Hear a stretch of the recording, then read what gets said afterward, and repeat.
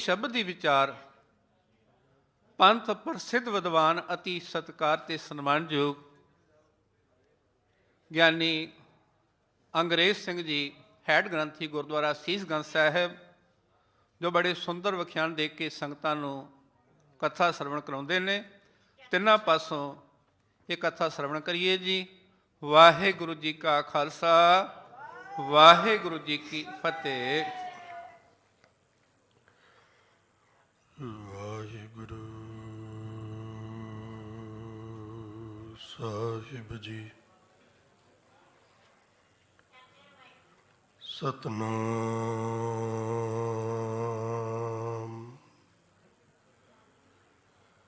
ਵਾਹਿਗੁਰੂ ਸਾਹਿਬ ਜੀ। ਤੁਮਰੇ ਗੁਣ ਕਿਆ ਕਹਾਂ, ਮੇਰੇ ਸਤਿਗੁਰਾ जब गुर बोले तब बिस्म हुई जाए। हम जैसे अपराधी अवर कोई राखे, जैसे हम सतगुर राख लिए छुड़ाए। तुम गुर पिता तुम है गुर माता, तुम गुर बंदप मेरा सखा सखाई। सुनो बिनंतिया स्वामी मेरे राम, कोट पराध परे पी तेरे चेरे राम। कोट अपराध हमारे खंडो, अनक विधि समझाव। हम अज्ञान अल्प मत थोरी,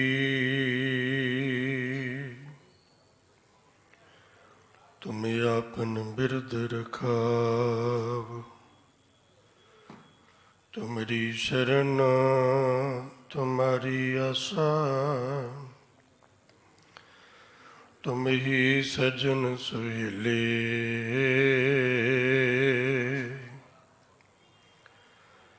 राखो राखन हार दयाला,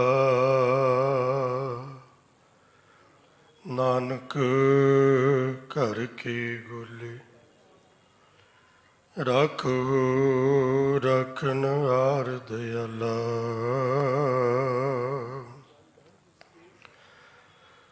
नानक घर के गोले।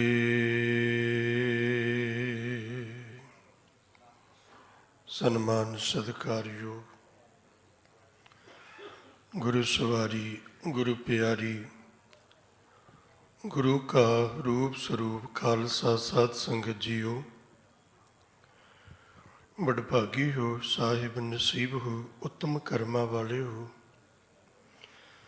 जो साहिब दाते धन धन श्री गुरु तेग बहादुर साहिब सच्चे पातशाह महाराज जी दे लासानी उदुत्ती बख्शिशां बरकतां रहमतां लबरेज पावन शहीदी अस्थान गुरुद्वारा सीसगंज साहिब विखे परम पिता दयालु कृपालु जी ज्ञान दे मुजस्मे साहिब गुरु ग्रंथ साहिब पातशाह जी दी पावन हजूरी विच अमृत वेले तो गुरु शब्द दा रस मान के अपनियां प्यासियां रूहां नूं तृप्त करके गुरु दे होर नेड़े होण दा यतन कर रहे हो। लड़ीवार चल रही गुरबाणी दी पावन कथा च अज दा महिमामई पावन फरमान आप जी ने सन्मान सत्कारयोग भाई साहिब ਭਾਈ ਸੁਰਿੰਦਰ ਸਿੰਘ ਜੀ, ਸਤਿਗੁਰਾਂ ਦੇ ਪਾਵਨ ਦਰਬਾਰ ਦੇ ਗ੍ਰੰਥੀ ਸਾਹਿਬਾਨ, ਤਿੰਨਾਂ ਪਾਸੋਂ ਬੜੇ ਸੁੰਦਰ ਅੰਦਾਜ਼ ਅਤੇ ਮਿੱਠੀ ਆਵਾਜ਼ ਵਿੱਚ ਸਰਵਣ ਕੀਤਾ। ਸਤਿਗੁਰਾਂ ਦੀ ਰਹੱਸਮਈ, ਮਹਿਮਾਮਈ, ਗਿਆਨ ਨਾਲ, ਪਿਆਰ ਨਾਲ, ਸੁੱਖਾਂ ਨਾਲ ਲਬਾਲਬ ਭਰਪੂਰ ਇਸ ਪਾਵਨ ਬਾਣੀ ਦੀ ਵਿਚਾਰ ਸਤਿਗੁਰੂ ਜੀ ਆਪਣਾ ਰਹਿਮਤਾਂ ਭਰਿਆ ਸੀਸ ਤੇ ਹੱਥ ਰੱਖ ਕੇ ਕਰਵਾ ਲੈਣ। ਆਪ ਜੀ ਦੀ ਅਸੀਸ ਪ੍ਰਾਪਤ ਹੋਵੇ, ਇਸ ਲਈ ਦਸਤ ਬਸਤਾ ਗੁਜ਼ਾਰਿਸ਼ ਹੈ ਜੀ। ਸਾਰੇ ਕਰੋ ਕਿਰਪਾ। ਵਾਹਿਗੁਰੂ ਜੀ ਕਾ ਖਾਲਸਾ, ਵਾਹਿਗੁਰੂ ਜੀ ਕੀ ਫਤਿਹ।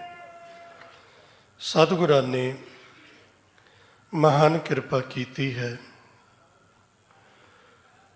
ਸਾਨੂੰ ਸਤਿਗੁਰੂ ਜੀ ਨੇ ਨਾਮ ਬਖਸ਼ਿਆ ਸਿੱਖ, ਤੇ ਗੁਰੂ ਕੋਲ ਆ ਕੇ ਅਸੀਂ ਤਾਂ ਜ਼ਿੰਦਗੀ ਸਿੱਖਣਾ। ਗੁਰਮਿਲ ਚੱਜ ਅਚਾਰ ਸਿੱਖ, ਤੁਝ ਕਦੇ ਨਾ ਲੱਗੇ ਦੁੱਖ। ਹਰ ਰੋਜ਼ ਗੁਰੂ ਕੋਲ ਬੈਠ ਕੇ, ਇਹ ਬਿਲਕੁਲ ਬੜਾ ਸੁਖੈਨ ਤਰੀਕਾ ਹੈ। ਜਿਸ ਤਰ੍ਹਾਂ ਸਾਡੇ ਆਪਣੇ ਪਰਿਵਾਰਾਂ ਵਿੱਚ, ਭਾਵੇਂ ਅੱਜ ਨਹੀਂ, ਪੁਰਾਣੇ ਸਮੇਂ 'ਚ ਇਹ ਰਿਵਾਇਤ ਰਹੀ ਹੈ ਕਿ ਛੋਟੇ ਬੱਚਿਆਂ ਨੂੰ ਆਪਣੇ ਬਜ਼ੁਰਗਾਂ ਦੇ ਕੋਲ ਬਿਠਾਇਆ ਜਾਂਦਾ ਸੀ। ਛੋਟੇ ਬੱਚੇ ਬਜ਼ੁਰਗਾਂ ਦੇ ਕੋਲ ਬੈਠਣਾ ਬੜਾ ਪਸੰਦ ਕਰਦੇ ਸੀ। ਬਜ਼ੁਰਗ ਉਹਨਾਂ ਨੂੰ ਸਾਖੀਆਂ ਸੁਣਾਉਂਦੇ ਸਨ, ਕਹਾਣੀਆਂ ਸੁਣਾਉਂਦੇ ਸਨ, ਤੇ ਪਰਿਵਾਰ ਦੇ ਜੀਆਂ ਦਾ ਜਾਂ ਹਰ ਇੱਕ ਦਾਨੀ ਪ੍ਰਦਾਨੀ ਸਿਆਣੇ ਬੰਦੇ ਦਾ ਇਹ ਯਤਨ ਹੁੰਦਾ ਸੀ ਕਿ ਬੱਚਾ ਬਜ਼ੁਰਗਾਂ ਕੋਲ ਬੈਠੇ। ਉਹਦਾ ਕਾਰਨ ਕੀ ਹੈ ਕਿ ਜੇ ਉਹ ਬਜ਼ੁਰਗਾਂ ਕੋਲ ਬੈਠੇਗਾ, ਉਹਨਾਂ ਕੋਲ ਬੈਠ ਕੇ ਉਹਨੂੰ ਸਮਝ ਆਏਗੀ, ਬੱਚਿਆਂ ਨੂੰ ਅਕਲ ਆਏਗੀ। ਬਜ਼ੁਰਗ ਦੀ, ਬਾਪੂ ਦੀ ਆਪਣੀ ਉਮਰ ਦਾ ਬੜਾ ਤਜਰਬਾ ਹੈ। ਉਹ ਜ਼ਿੰਦਗੀ ਕਿਸ ਤਰ੍ਹਾਂ ਜੀਣੀ ਹੈ, ਆਪਣੇ ਤਜਰਬੇ ਦੇ ਹਿਸਾਬ ਨਾਲ ਬੱਚਿਆਂ ਨੂੰ ਦੱਸਦਾ, ਸਿਖਾਉਂਦਾ ਹੈ। ਜੋ ਕੁਝ ਬਾਪੂ ਕਈ ਸਾਲ ਪਹਿਲਾਂ ਵੇਖ ਚੁੱਕਾ ਹੈ, ਹੰਢਾ ਚੁੱਕਾ ਹੈ, ਚੰਗੇ ਤੇ ਮਾੜੇ ਦਾ ਉਹਨੂੰ ਜੋ ਗਿਆਨ ਹੈ, ਉਹ ਬੱਚਿਆਂ 'ਚ ਵੰਡਦਾ ਹੈ, ਤਾਂ ਕਿ ਆਉਣ ਵਾਲੇ ਸਮੇਂ 'ਚ ਉਹਨਾਂ ਦਾ ਰਾਹ ਸੁਖਾਲਾ ਹੋਵੇ। ਇਸੇ ਤਰ੍ਹਾਂ ਦਾ ਹੀ ਅਸੌਖਾ ਜਿਹਾ ਤਰੀਕਾ ਹੈ ਵੀ ਆਪਾਂ ਗੁਰੂ ਕੋਲ ਆ ਕੇ, ਆਪਣੇ ਬਾਪੂ ਕੋਲ ਬੈਠ ਕੇ, ਜੋ ਸਾਨੂੰ ਨਹੀਂ ਸਮਝ, ਜੋ ਸਾਨੂੰ ਨਹੀਂ ਪਤਾ, ਸਾਡੀ ਅਗਲੀ ਜ਼ਿੰਦਗੀ ਦਾ ਨਹੀਂ ਪਤਾ, ਮਰਨ ਤੋਂ ਬਾਅਦ ਪਰਲੋਕ ਦਾ ਨਹੀਂ ਪਤਾ, ਮੇਰੇ ਗੁਰੂ ਨੂੰ ਪਤਾ ਹੈ,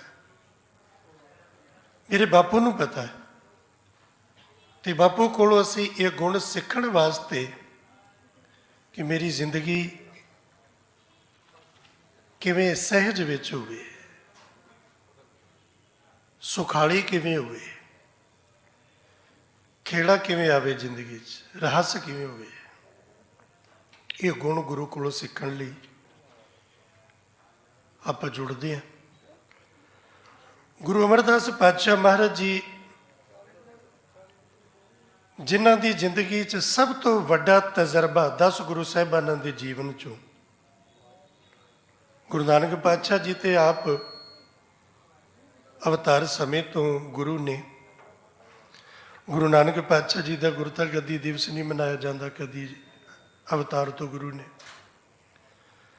ਕੁਝ ਸਮਾਂ ਜ਼ਿੰਦਗੀ 'ਚ ਭਟਕਣਾ ਬਾਬਾ ਲਹਿਣਾ ਜੀ ਦੇ ਜੀਵਨ ਵਿੱਚ ਵੀ ਰਹੀ, ਕਿਉਂਕਿ ਜਨਮ ਤੋਂ ਗੁਰੂ ਨਹੀਂ ਮਿਲਿਆ, ਪਰਿਵਾਰ 'ਚੋਂ ਸਿੱਖੀ ਨਹੀਂ ਮਿਲੀ, ਤੇ ਜ਼ਿੰਦਗੀ ਦੇ 60 ਸਾਲ ਬਾਬਾ ਅਮਰਦਾਸ ਜੀ ਦੇ ਭਟਕਣਾ 'ਚ ਗੁਜ਼ਰੇ। ਪਰਿਵਾਰ 'ਚ ਸਿੱਖੀ ਨਹੀਂ ਸੀ, ਜਨਮ ਤੋਂ ਸਿੱਖੀ ਦਾ ਮਾਹੌਲ ਨਹੀਂ ਸੀ ਮਿਲਿਆ।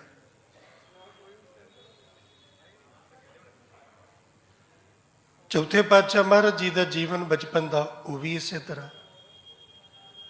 ਪਰਿਵਾਰ 'ਚ ਸਿੱਖੀ ਨਹੀਂ, ਜਨਮ ਤੋਂ ਸਿੱਖੀ ਨਹੀਂ ਮਿਲੀ। ਜਨਮ ਤੋਂ ਸਿੱਖੀ ਦਾ ਮਾਹੌਲ ਤੇ ਗੁਰੂ ਅਰਜਨ ਦੇਵ ਪਾਤਸ਼ਾਹ ਜੀ ਨੂੰ ਮਿਲਿਆ। ਤਾਂ ਹੀ ਤੇ ਬਚਨ ਤੈ ਜਨਮਤ ਗੁਰਮਤ ਬ੍ਰਹਮ ਪਛਾਣਿਓ। ਜਿਹੜੇ ਜਨਮ ਤੋਂ ਹੀ ਨਾਨੇ ਗੁਰੂ ਦੀ ਗੋਦ ਵਿੱਚ ਆ ਗਏ ਤੇ ਸਿੱਖੀ ਦਾ ਮਾਹੌਲ ਮਿਲਿਆ, ਗੁਰੂ ਦੀ ਮੱਤ ਮਿਲ ਗਈ। ਪਹਿਲੇ ਗੁਰੂ ਸਾਹਿਬ, ਦੂਜੇ, ਤੀਜੇ ਤੇ ਚੌਥੇ, ਇਹਨਾਂ ਦੇ ਜੀਵਨ ਵਿੱਚ ਗੁਰੂ ਦੇ ਕੋਲ ਆਉਣ ਤੋਂ ਪਹਿਲਾਂ ਜੀਵਨ ਦਾ ਪੱਖ ਕੁਝ ਹੋਰ ਤਰ੍ਹਾਂ ਦਾ ਰਿਹਾ। ਉਹਦੇ 'ਚ ਸਭ ਤੋਂ ਜ਼ਿਆਦਾ ਇਹ ਸੰਤਾਪ ਸ੍ਰੀ ਗੁਰੂ ਅਮਰਦਾਸ ਜੀ ਨੇ ਹੰਢਾਇਆ ਹੈ। 60 ਸਾਲ ਕਿਸੇ ਬੰਦੇ ਦਾ ਇੱਕ ਦਿਨ ਬਿਰਥ ਚਲੇ ਜਾਏ, ਕਿਤੇ ਆਪਾਂ ਕੰਮ ਜਾਂਦੇ ਹਾਂ, ਕੰਮ ਨਾ ਬਣੇ, ਸ਼ਾਮ ਨੂੰ ਮੁੜ ਕੇ ਆਈਏ, ਚਿਹਰਾ ਉਤਰਿਆ ਹੁੰਦਾ, ਉਦਾਸੀ ਹੁੰਦੀ ਹੈ। ਸਾਰਾ ਦਿਨ ਅੱਜ ਐਵੇਂ ਗਿਆ, ਬਿਰਥ ਗਿਆ। ਜਿਸ ਦੇ ਕਾਰਨ ਬਿਰਥ ਗਿਆ ਹੋਵੇ ਉਹਨੂੰ ਕੋਸਦੇ ਆ, ਉਹਦੇ ਨਾਲ ਲੜਦੇ ਆ ਸਾਰਾ ਦਿਨ, ਤੇਰੇ ਕਰਕੇ ਮੇਰਾ ਖਰਾਬ ਗਿਆ। ਤੇ ਜਿਹਦੇ 60 ਸਾਲ ਚਲੇ ਜਾਣ, ਕਿੱਡਾ ਵੱਡਾ ਸੰਤਾਪ ਹੋਏਗਾ। ਫਿਰ ਜਾ ਕੇ ਗੁਰੂ ਕੀ ਸੰਗਤ ਪ੍ਰਾਪਤ ਹੋਈ। ਤੇ ਫਿਰ ਇਹ ਵੀ ਨਹੀਂ ਵੀ ਜਾਂਦਿਆਂ ਹੀ ਸਭ ਕੁਝ ਪ੍ਰਾਪਤ ਹੋ ਗਿਆ। ਬੜੀ ਮਸ਼ੱਕਤ ਘਾਲਣੀ ਪਈ। ਇੱਕ ਤਾਂ ਗੁਰੂ ਘਰ ਦੀ ਬਿਖਮ ਗਾਖੜੀ ਕਾਰ, ਗੁਰੂ ਦੇ ਹੁਕਮ 'ਚ ਸੇਵਾ ਕਰਨੀ ਉਹ ਔਖੀ, ਔਰ ਉਹਦੇ ਤੋਂ ਔਖਾ ਕੰਮ ਵਡੇਰੀ ਉਮਰ ਦੇ ਵਿੱਚ ਸੇਵਾ ਕਰਨੀ ਸਰੀਰਕ ਤੌਰ ਤੇ ਔਖੀ ਸੀ। ਗਾਗਰ ਢੋਣੀ, ਹੋਰ ਸੇਵਾਵਾਂ ਕਰਨੀਆਂ ਠੀਕ ਹੈ, ਔਖੀ ਸੀ, ਪਰ ਉਹਦੇ ਨਾਲੋਂ ਔਖਾ ਕੰਮ ਸੀ ਦੁਨੀਆਦਾਰੀ, ਲੋਕ ਲੱਜ। ਇਹ ਕੁੜਮਾਂ ਦੇ ਚਲਾ ਗਿਆ, ਕੁੜਮਾਂ ਦਾ ਪਾਣੀ ਢੋਂਦਾ, ਕੀ ਲੋਕਾਂ ਨੇ ਨਹੀਂ ਬੋਲਿਆ, ਕੀ ਕੁਝ ਝੱਲਿਆ ਸਤਿਗੁਰਾਂ ਨੇ। ਫਿਰ ਉਹਨਾਂ ਦਾ ਜੋ ਤਜਰਬਾ ਹੈ ਵੀ ਮੈਂ ਆਪਣੇ ਜੀਵਨ ਵਿੱਚ ਗੁਰੂ ਕੀ ਸੰਗਤ ਵਿੱਚ ਆਉਣ ਤੋਂ ਪਹਿਲਾਂ ਕੀ ਖਟਿਆ, ਗੁਰੂ ਤੋਂ ਬਿਨਾਂ ਜੀਵਨ ਕਿਸ ਤਰ੍ਹਾਂ ਵਿਅਰਥ ਹੈ। ਜਿਵੇਂ ਪਲਾਸਟਿਕ ਦਾ ਫੁੱਲ, ਕਾਗਜ਼ ਦਾ ਫੁੱਲ ਸੁਗੰਧੀ ਤੋਂ, ਖੁਸ਼ਬੂ ਤੋਂ ਹੀਣਾ ਹੈ, ਸੋਹਣਾ ਬਹੁਤ ਲੱਗੇਗਾ, ਚਮਕ ਦਮਕ ਬੜੀ ਹੋਏਗੀ, ਪਰ ਸੁਗੰਧੀ ਤੋਂ ਹੀਣਾ ਹੈ। ਗੁਰੂ ਦੇ ਸ਼ਬਦ ਤੋਂ ਹੀਣੀ ਜ਼ਿੰਦਗੀ, ਬਾਹਰੀ ਚਮਕ ਦਮਕ ਬਹੁਤ ਹੋ ਸਕਦੀ ਹੈ, ਦਿਖਾਵਾ ਬੜਾ ਹੋ ਸਕਦਾ, ਪਰ ਸਹਿਜ, ਪਿਆਰ, ਨਿਮਰਤਾ, ਹਲੇਮੀ, ਸਤ, ਸੰਤੋਖ, ਦਇਆ, ਧਰਮ, ਇਹਨਾਂ ਸ਼ੁਭ ਗੁਣਾ ਰੂਪ ਖੁਸ਼ਬੂ ਤੋਂ ਉਹ ਜ਼ਿੰਦਗੀ ਹੀਣੀ ਹੁੰਦੀ ਹੈ, ਸਖਣੀ ਹੁੰਦੀ ਹੈ। ਤੇ ਗੁਰੂ ਅਮਰਦਾਸ ਮਹਾਰਾਜ ਜੀ ਨੇ ਸਾਡੇ ਤੇ ਕਿਰਪਾ ਕੀਤੀ। ਸੰਸਾਰ ਦੀ ਝੋਲੀ 'ਚ ਮਹਾਰਾਜ ਜੀ ਨੇ ਮਹਿਮਾਮਈ ਇਹ ਬੋਲ ਪਾਏ, ਜਿਹਨੂੰ ਸੁਣ ਕੇ, ਸਮਝ ਕੇ, ਵਿਚਾਰ ਕੇ ਹਰ ਇੱਕ ਮਨੁੱਖ ਗੁਰੂ ਦੇ ਹੋਰ ਨੇੜੇ ਹੋ ਸਕਦਾ ਹੈ। ਤੇ ਮਹਾਰਾਜ ਜੀ ਨੇ ਕਿਰਪਾ ਕੀਤੀ, 4 ਪਦੇ ਸ਼ਬਦ ਆਪ ਜੀ ਨੇ ਪਿੱਛੇ ਵਿਚਾਰੇ, ਆਪ ਜੀ ਨੇ ਸਰਵਣ ਕੀਤੇ। ਤੇ ਸ਼ਬਦ ਦੇ ਅਗਲੇ 4 ਪਦੇ ਗੌੜੀ ਰਾਗ ਅੰਦਰ ਗੁਰੂ ਅਮਰਦਾਸ ਮਹਾਰਾਜ ਜੀ ਨੇ ਕਿਰਪਾ ਕੀਤੀ, ਤੂੰ ਕਰਤਾ ਤੂੰ ਕਰਤਾ ਮੈਂ ਅਵਰ ਨਾ ਕੋਈ। ਇੰਨਾ ਹੀ ਨੁਕਤਾ ਜਿਹੜਾ ਨਾ ਗੁਰੂ ਦੇ ਸਿੱਖ ਦੀ ਜ਼ਿੰਦਗੀ ਨੂੰ ਸਵਾਰ ਦੇਗਾ, ਇੰਨਾ ਨੁਕਤਾ ਹੀ।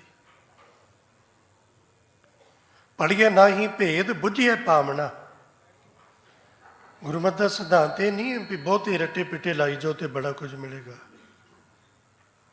ਪ੍ਰਾਪਤ ਕਰ ਲਓ, ਵਿੱਚੋਂ ਕੱਢ ਲਓ ਕੁਝ ਗੁਣ ਤੇ ਉਹਨੂੰ ਜੀਵਨ 'ਚ ਢਾਲ ਲਓ, ਉੱਤੇ ਅਮਲ ਕਰ ਲਓ ਤੇ ਬਣ ਗਈ ਖੇਡ ਉਦੋਂ। ਤੂੰ ਕਰਤਾ ਮੈਂ ਅਵਰ ਨਾ ਕੋਈ। ਸਾਰੀ ਸਮੱਸਿਆ ਇਸੇ 'ਚ ਹੱਲ ਹੋ ਜਾਏਗੀ। ਜਿਹੜਾ ਮੇਰੇ ਮਾਲਕ ਕੋਲ ਆ ਕੇ ਗੁਰਬਾਣੀ ਸੁਣਦਾ, ਵਿਚਾਰਦਾ, ਸਮਝਦਾ ਗਿਆ, ਉਹਦੇ ਜੀਵਨ ਵਿੱਚ ਤਬਦੀਲੀ ਆ ਗਈ। ਤਬਦੀਲੀ ਬੜੀ ਜ਼ਰੂਰੀ ਹੈ, ਲਾਜ਼ਮੀ ਹੈ। ਤਬਦੀਲੀ ਲਈ ਹੀ ਸਿੱਖ ਗੁਰੂ ਕੋਲ ਆਉਂਦਾ ਹੈ। ਤਬਦੀਲੀ ਲਈ ਹੀ ਰੋਗੀ ਵੈਦ ਕੋਲ ਜਾਂਦਾ ਹੈ, ਤਬਦੀਲੀ ਵਾਸਤੇ ਹੀ ਵਿਦਿਆਰਥੀ ਮਾਸਟਰ ਕੋਲ, ਟੀਚਰ ਕੋਲ ਜਾਂਦਾ ਹੈ। 10 ਸਾਲ ਹੋ ਜਾਣ ਵੈਦ ਕੋਲ ਜਾਂਦਿਆਂ ਤੇ ਤਬਦੀਲੀ ਨਾ ਹੋਵੇ, ਰੋਗ ਦੂਰ ਹੀ ਨਾ ਹੋਇਆ ਹੋਵੇ। 10 ਸਾਲ ਹੋ ਜਾਣ ਕਿਸੇ ਵਿਦਿਆਰਥੀ ਨੂੰ ਮਾਸਟਰ ਕੋਲ, ਟੀਚਰ ਕੋਲ ਜਾਂਦਿਆਂ ਤੇ ਤਬਦੀਲੀ ਨਾ ਆਈ ਹੋਵੇ। ਇਹ ਕਿਵੇਂ ਹੋ ਸਕਦਾ ਹੈ? ਚਾਹੀਦੀ ਹੈ ਨਾ ਤਬਦੀਲੀ। ਤੇ ਸਿੱਖ ਨੂੰ ਸਾਲਾਂ ਗੁਜ਼ਰ ਜਾਣ, ਦਹਾਕੇ ਗੁਜ਼ਰ ਜਾਣ ਗੁਰੂ ਕੋਲ ਆਉਂਦਿਆਂ ਤੇ ਤਬਦੀਲੀ ਨਾ ਆਈ ਹੋਵੇ, ਫਿਰ ਤੇ ਕਿਤੇ ਨਾ ਕਿਤੇ ਆਪਣੀ ਘਾਟ ਹੈ ਨਾ। ਥੋੜਾ ਜਿਹਾ ਆਪਾਂ ਨੂੰ ਇਹ ਵਿਚਾਰਨਾ ਪਏਗਾ ਆਪਣੇ ਆਪ ਵੱਲ। ਕਈ ਵਾਰ ਵੇਖ ਕੇ ਨਾ ਗੁਰੂ ਕੋਲ ਆਉਂਦਿਆਂ 15 ਸਾਲ ਹੋ ਗਏ, 20 ਸਾਲ ਹੋ ਗਏ, ਤੇ ਦੁੱਖ ਲੱਗਦਾ ਵੇਖ ਕੇ ਵੀ ਅਜੇ ਤੱਕ ਕੁਝ ਖਟਿਆ ਨਹੀਂ, ਅਜੇ ਤੱਕ ਕੁਝ ਵੀ ਨਹੀਂ ਖਟਿਆ। ਜਿਸ ਘਰ ਵਿੱਚ ਮੈਨੂੰ, ਮੇਰੀ ਨੂੰ, ਆਪਣੇ ਆਪ ਨੂੰ ਗਵਾਉਣ ਵਾਸਤੇ ਆਉਣਾ ਸੀ, ਗਵਾਉਣ ਲਈ, ਇੱਥੇ ਆ ਕੇ ਮੈਂ ਮੇਰੀ ਹੋਰ ਵਧਾ ਲਈ, ਹੋਰ ਵਧਾ ਲਈ। ਮੱਲ ਕੀ ਲਿਆ, ਇੱਥੇ ਪ੍ਰਾਪਤ ਕੀ ਕੀਤਾ? ਇੱਥੇ ਜਗ੍ਹਾ ਮੱਲੀ ਹੈ ਵੀ ਇੰਨੇ ਸਾਲਾਂ ਤੋਂ ਮੇਰੀ ਗੱਡੀ ਇੱਥੇ ਹੀ ਪਾਰਕ ਹੁੰਦੀ, ਇੱਥੇ ਹੀ ਕਰਾਂਗਾ। ਇਹ ਮੱਲਿਆ ਇੰਨੇ ਸਾਲਾਂ 'ਚੋਂ। ਮੇਰੇ ਬੈਠਣ ਦੀ ਥਾਂ ਆ ਹੈ, ਮੈਂ ਇੱਥੇ ਹੀ ਬਹਿਣਾ, ਇਹ ਮੱਲਿਆ। ਕੋਈ ਬਹੁਤੀ ਪ੍ਰਾਪਤੀ ਨਹੀਂ ਜੇ ਤਬਦੀਲੀ ਨਾ ਆਈ ਤੇ। ਇਹ ਤਾਂ ਕੋਈ ਵੀ ਗੱਲਾਂ ਨਹੀਂ ਜਿਹੜੀਆਂ ਆਪਾਂ ਫੜ ਕੇ ਤੁਰੇ ਆਏ, ਤੇ ਕੁਝ ਵੀ ਗੱਲਾਂ ਨਹੀਂ। ਇਹ ਕਹਾਣੀ ਤੇ ਉਸ ਤੋਂ ਪਰੇ ਦੀ ਹੈ। ਤਬਦੀਲੀ ਆਉਂਦਿਆਂ ਇਸ ਮੁਕਾਮ ਤੇ ਜੀਵਨ ਠਹਿਰ ਗਿਆ, ਰੁਕ ਗਿਆ। ਔਰ ਅੰਦਰੋਂ ਆਵਾਜ਼ ਆਉਂਦੀ, ਅੰਦਰੋਂ, ਔਰ ਖੁਦ ਦੀ ਦ੍ਰਿੜਤਾ।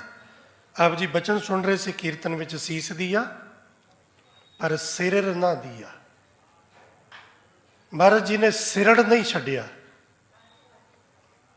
ਦ੍ਰਿੜਤਾ ਨਹੀਂ ਛੱਡੀ, ਸਿਰੜ ਨਹੀਂ ਛੱਡਿਆ। ਮੇਰਾ ਸਿਰੜ ਆ ਹੈ, ਮੇਰੀ ਦ੍ਰਿੜਤਾ ਹੈ, ਸੀਸ ਚਲੇ ਜੇ ਚਲੇ ਜੇ। ਤੇ ਸਿੱਖ ਦਾ ਜੀਵਨ, ਮੇਰੇ ਸਤਿਗੁਰੂ, ਮੈਂ ਇਸ ਮੁਕਾਮ ਤੇ ਪਹੁੰਚ ਗਿਆ ਕਿ ਮੇਰੇ ਵਾਸਤੇ ਤੂੰ ਕਰਤਾ, ਸਭ ਕੁਝ ਕਰਨ ਵਾਲਾ ਤੂੰ ਹੀ ਹੈ। ਸਭ ਕੁਝ ਕਰਨ ਵਾਲਾ ਤੂੰ ਹੀ ਹੈ। ਮੈਂ ਅਵਰ ਨਾ ਕੋਈ, ਮੇਰੇ ਵਾਸਤੇ ਤੇਰੇ ਤੋਂ ਬਿਨਾਂ ਕੋਈ ਹੋਰ ਨਹੀਂ। ਨਾ ਕੋਈ ਰੁੱਖ, ਨਾ ਕੋਈ ਦਰਖਤ, ਨਾ ਕੋਈ ਹੋਰ ਤਰੀਕਾ, ਨਾ ਕੋਈ ਧਾਗਾ ਤਵੀਦ, ਨਾ ਕੋਈ ਜੰਤਰ ਮੰਤਰ, ਨਾ ਟੂਣਾ ਟਾਮਣ, ਨਾ ਕਿਸੇ ਬੰਦੇ ਦੀ ਆਸ, ਨਾ ਕਿਸੇ ਬੰਦੇ ਦਾ ਭਰੋਸਾ। ਕਿਸੇ ਦੇ ਵੱਸ ਕੁਝ ਵੀ ਨਹੀਂ। ਮੇਰਾ ਕੋਈ ਕੁਝ ਵੀ ਨਹੀਂ ਕਰ ਸਕਦਾ, ਨਾ ਸਵਾਰ ਸਕਦਾ, ਨਾ ਵਿਗਾੜ ਸਕਦਾ। ਮੇਰੇ ਲਈ ਤੂੰ ਹੀ ਹੈ। ਮੇਰੀ ਝੋਲੀ ਖਾਲੀ ਨੂੰ ਭਰ ਸਕਦਾ ਤੇ ਤੂੰ, ਮੇਰੇ ਦੁੱਖ ਕੱਟ ਸਕਦਾ ਤੇ ਤੂੰ। ਭਾਰਤ ਮੈਂ ਵੇਖ ਲਿਆ ਕਰਕੇ, ਮਿੱਤਰ ਕਨੇਰੇ ਕਰਤ ਕੀ, ਮੇਰਾ ਦੁੱਖ ਕਾਟੇ ਕੋਈ, ਕਿਸੇ ਨੇ ਵੀ ਨਾ ਕੱਟਿਆ। ਕਿ ਦੁਨੀਆ ਨੂੰ ਅਜੇ ਤੱਕ ਆਪਾਂ ਸਮਝੇ ਨਹੀਂ। ਜਿਹੜੇ ਭੈੜਾ ਜਿਹਾ ਮੂੰਹ ਬਣਾ ਕੇ ਆਪਣੇ ਕੋਲ ਬੈਠ ਕੇ ਆਪਣਾ ਦੁੱਖ ਸੁਣਦੇ ਹੋਣ, ਉਹ ਬਾਹਰ ਲੋਕਾਂ 'ਚ ਹਾਸਾ ਮਜ਼ਾਕ ਉਡਾ ਕੇ, ਚੜਗਿੱਲੀਆਂ ਮਾਰ ਮਾਰ ਕੇ, ਹੱਸ ਹੱਸ ਕੇ ਸਾਡੀ ਬਦਨਾਮੀ ਕਰਦੇ ਹੁੰਦੇ ਨੇ। ਇਹ ਮਿੱਤਰ, ਤਾਂ ਹੀ ਬਾਬਾ ਜੀ ਨੇ ਪਾਵਨ ਬਾਣੀ 'ਚ ਸਿਰਾ ਲਾ ਦਿੱਤਾ, ਫਰੀਦਾ ਦੀਨ ਗਵਾਇਆ ਦੁਨੀ ਸਿਉ, ਦੁਨੀ ਨਾ ਚਾਲੀ ਸਾਥ, ਪਾਏ ਕੁਹਾੜਾ ਮਾਰਿਆ ਗਾਫਲ ਆਪਣੇ ਹੱਥ। ਇਹਨਾਂ ਲਈ ਦੀਨ ਗਵਾਇਆ। ਮਰਨ ਤੋਂ ਬਾਅਦ ਤੇ ਕੀ ਹੈ? ਤੇ ਜੀਂਦੇ ਜੀ ਕੰਮ ਨਾ ਆਏ। ਇਹ ਤੇ ਜੀਂਦੇ ਜੀ ਕੰਮ ਨਾ ਆਏ। ਜੀਂਦੇ ਜੀ ਜੇ ਕੋਈ ਤੁਹਾਨੂੰ ਲੱਗਦਾ ਹੈ ਕਿ ਤੁਹਾਡਾ ਆਪਣਾ ਜਾਂ ਤੁਹਾਡੇ ਨੇੜੇ ਹੈ, ਤੇ ਭੁਲੇਖੇ ਵਿੱਚ ਹੋ। ਜੇ ਕੋਈ ਤੁਹਾਡੇ ਨੇੜੇ ਹੈ ਤੇ ਉਹ ਤੁਹਾਡੇ ਨੇੜੇ ਨਹੀਂ, ਉਹ ਤੁਹਾਡੀ ਜੇਬ ਦੀ ਰੌਣਕ ਕਰਕੇ ਤੁਹਾਡੇ ਨੇੜੇ ਹੈ। ਜਿੱਦਣ ਜੇਬ ਦੀ ਰੌਣਕ ਨਾ ਰਹੀ, ਜਬ ਹੀ ਨਿਰਧਨ ਦੇਖਿਓ ਨਰਕੋ, ਸੰਗ ਛਾੜ ਸਭ ਭਾਗੇ। ਆਪਣੇ ਵੀ ਪਰਾਏ ਹੋ ਜਾਣਗੇ ਜਿੱਦਣ ਜੇਬ 'ਚ ਰੌਣਕ ਨਾ ਰਹੀ। ਔਰ ਜੇ ਜੇਬ 'ਚ ਰੌਣਕ ਹੈ ਤੇ ਜਿਹੜਾ ਤੁਹਾਡਾ ਕੁਝ ਵੀ ਨਹੀਂ ਲੱਗਦਾ ਉਹ ਵੀ ਰਿਸ਼ਤੇਦਾਰ, ਉਹ ਵੀ ਨੇੜੇ ਆ ਕੇ ਚਾਚਾ ਸਤਿ ਸ੍ਰੀ ਅਕਾਲ, ਮੈਂ ਫਲਾਣੀ ਜਗ੍ਹਾ ਤੋਂ ਫਲਾਣੀ ਜਗ੍ਹਾ ਤੋਂ, ਉਹ ਵੀ ਤੁਹਾਡੇ ਨਾਲ ਸਾਂਝ ਪਾ ਲੇਗਾ। ਮੇਰੇ ਨੇੜੇ ਕੋਈ ਨਹੀਂ, ਮੇਰਾ ਆਪਣਾ ਕੋਈ ਨਹੀਂ। ਇਹ ਸਭ ਖੀਸੇ ਦੀ ਰੌਣਕ ਨਾਲ ਜੁੜੇ ਨੇ ਲੋਕ। ਮੇਰਾ ਕਿਸੇ ਤੋਂ ਸਵਾਰਥ ਪੂਰਾ ਹੁੰਦਾ ਤੇ ਮੈਂ ਉਹਦੇ ਕੋਲ ਜਾਣਾ ਹੈ, ਬਿਨਾਂ ਸਵਾਰਥ ਤੋਂ ਨਹੀਂ ਜਾਂਦਾ। ਕਿਸੇ ਦਾ ਮੇਰੇ ਤੋਂ ਸਵਾਰਥ ਪੂਰਾ ਹੁੰਦਾ ਤੇ ਮੇਰੇ ਕੋਲ ਬੈਠੇਗਾ, ਨਹੀਂ ਸਵਾਰਥ ਪੂਰਾ ਹੁੰਦਾ ਨਹੀਂ ਬੈਠੇਗਾ। ਸਿੱਖ ਨੂੰ ਸਮਝ ਆ ਜਾਏ, ਅੱਜ ਆ ਜਾਏ, ਕੱਲ ਆ ਜਾਏ, ਕਦੋਂ ਵੀ ਆ ਜਾਏ, ਗੁਰੂ ਤੋਂ ਬਿਨਾਂ ਮੇਰੀ ਖਾਲੀ ਝੋਲੀ ਕੋਈ ਨਹੀਂ ਭਰ ਸਕਦਾ, ਕੋਈ ਨਹੀਂ। ਮੇਰੀ ਜ਼ਿੰਦਗੀ ਦੇ तमाम ਦੁੱਖ ਨੇ ਮੇਰੇ ਗੁਰੂ ਤੋਂ ਬਿਨਾਂ ਕੋਈ ਨਹੀਂ ਕੱਟ ਸਕਦਾ, ਕੋਈ ਨਹੀਂ ਕੱਟ ਸਕਦਾ। ਮੇਰੇ ਜੀਵਨ 'ਚ ਅਨੇਕ ਤਰ੍ਹਾਂ ਦੇ ਬੰਧਨ ਨੇ, ਵਿਘਨ ਨੇ, ਔਂਕੜਾਂ ਨੇ, ਮੁਸੀਬਤਾਂ ਨੇ, ਰਸਤਾ ਨਹੀਂ ਦਿਖਦਾ। ਮੇਰੇ ਗੁਰੂ ਨੇ ਆਵਾਜ਼ ਮਾਰੀ, ਸੁਣ, ਜਾ ਕੋ ਮੁਸ਼ਕਲ ਅਤ ਬਣੇ, ਢੋਈ ਕੋਈ ਨਾ ਦੇ, ਲਾਗੂ ਹੋਏ ਦੁਸ਼ਮਣਾ, ਸਾਗ ਪੇ ਭੱਜ ਖਲੇ, ਭੱਜੇ ਸਭ ਆਸਰਾ ਚੁੱਕੇ ਸਭ ਅਸਰਾਓ। ਮਰ ਕਹਿੰਦੇ ਹੋ ਗਏ ਸਭ ਦਰਵਾਜ਼ੇ ਬੰਦ ਦੁਨੀਆ ਦੇ, ਦੁਸ਼ਮਣ ਆ ਕੇ ਸਿਰ ਤੇ ਚੜ ਕੇ। ਜਿਵੇਂ ਬੰਦਾ ਥੋੜਾ ਕਮਜ਼ੋਰ ਹੁੰਦਾ ਦੁਸ਼ਮਣ ਵੀ ਆ ਕੇ ਦੱਬਦਾ, ਮਿੱਤਰ ਭੱਜ ਜਾਂਦੇ ਨੇ, ਦੁਸ਼ਮਣ ਦੱਬਣ ਆ ਜਾਂਦਾ। ਹੋ ਗਿਆ ਸਭ ਕੁਝ, ਹੋ ਗਿਆ ਸਭ ਦਰਵਾਜ਼ੇ ਬੰਦ, ਅੱਖਾਂ ਅੱਗੇ ਹਨੇਰਾ ਹੋ ਗਿਆ, ਕੁਝ ਨਹੀਂ ਨਾ ਸੋਚਦਾ, ਕੀ ਕਰਾਂ ਕੁਝ ਨਹੀਂ ਨਾ ਸੋਚਦਾ।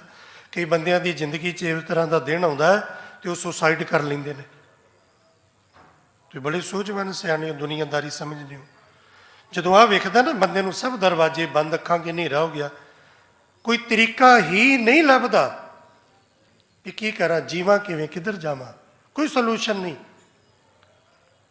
ਮਰ ਕਹਿੰਦੇ ਜਦੋਂ ਇਹੋ ਜਿਹਾ ਵੀ ਸਮਾਂ ਆ ਜਾਏ ਨਾ, ਉਦੋਂ ਵੀ ਆ ਜੀ, ਉਦੋਂ ਵੀ ਆ ਜੀ, ਚੇਤਾ ਆਵੇ ਉਸ ਪਾਰ ਬ੍ਰਹਮ। ਤੇ ਮਰ ਕਹਿੰਦੇ ਅਗਲੀ ਗਰੰਟੀ ਮੇਰੀ, ਲੱਗੇ ਨਾ ਤੱਤੀ ਵਾਹ, ਤੈਨੂੰ ਤੱਤੀ ਵਾਹ ਨਹੀਂ ਲੱਗਣ ਦਿਆਂਗਾ, ਉਸ ਹਾਲਤ ਵਿੱਚ ਵੀ ਆ ਜਾਏ।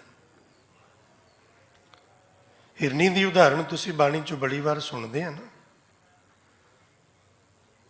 ਤੇ ਜਦੋਂ ਮੇਰਾ ਮਾਲਕ ਰੱਖ ਲੈਂਦਾ ਨਾ, ਰੱਖਣ ਤੇ ਆਵੇ, ਉਦੋਂ ਨਾਨਕ ਰੋਮ ਨਾ ਛਿੱਧ ਤੇ ਕਦੋਂ ਕੋਈ ਵਾਲ ਵਿੰਗਾ ਨਹੀਂ ਕਰ ਸਕਦਾ, ਵਾਲ ਵਿੰਗਾ ਨਹੀਂ ਹੁੰਦਾ। ਆਵੇ ਤੇ ਸਹੀ। ਮੈਂ ਅਵਰ ਨਾ ਕੋਏ, ਸਤਿਗੁਰੂ ਤੇਰੇ ਤੋਂ ਬਿਨਾਂ ਹੋਰ ਕੋਈ ਨਹੀਂ। ਭਾਈ ਮਤੀ ਦਾਸ ਸਾਹਿਬ ਜੀ, ਗੁਰੂ ਤੇਗ ਬਹਾਦਰ ਪਾਤਸ਼ਾਹ, ਤੇਰੇ ਤੋਂ ਬਿਨਾਂ ਕੋਈ ਨਹੀਂ, ਪਰਿਵਾਰ ਨਹੀਂ, ਧੀਆਂ ਪੁੱਤ ਨਹੀਂ, ਰਿਸ਼ਤੇਦਾਰ ਨਹੀਂ, ਮਾਂ ਪਿਓ ਨਹੀਂ, ਘਰ-ਬਾਰ ਨਹੀਂ। ਆਈ ਕਿਸੇ ਦੀ ਯਾਦ ਵੀ ਛੱਡ ਕੇ ਗੁਰੂ ਨੂੰ ਤੇ ਪਰਿਵਾਰ ਕੋਲ ਚਲੇ ਜਾਈਏ, ਧੀਆਂ ਪੁੱਤਾਂ ਕੋਲ ਚਲੇ ਜਾਈਏ? ਨਹੀਂ, ਸਤਿਗੁਰੂ ਤੂੰ ਹੈ, ਕੁਝ ਨਹੀਂ।